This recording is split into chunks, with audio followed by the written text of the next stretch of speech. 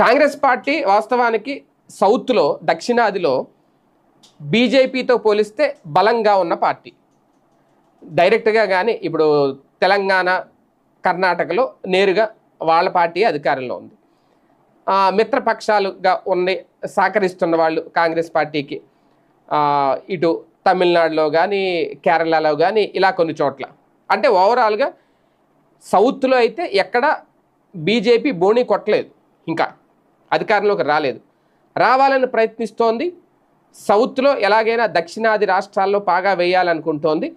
సౌత్లో కనుక గెలిస్తే, దక్షిణాదిలో కనుక కొన్ని రాష్ట్రాల్లో గెలిస్తే, డబుల్ ఇంజిన్ సర్కారుగా కానీ ఇంకో రకంగా కానీ గెలిస్తే ఖచ్చితంగా, ఎందుకంటే ఇప్పుడు ఆంధ్రప్రదేశ్లో అయితే మాత్రం డబుల్ ఇంజిన్ సర్కార్ అని చెప్తున్నారు కాబట్టి ఆంధ్రాలో కూడా ఒకవేళ కాంగ్రెస్ పార్టీ దీన్ని కైవసం చేసుకోగలిగితే ఇక ఏపీలో కూడా ఇక భారతీయ జనతా పార్టీ మిత్రపక్షంగా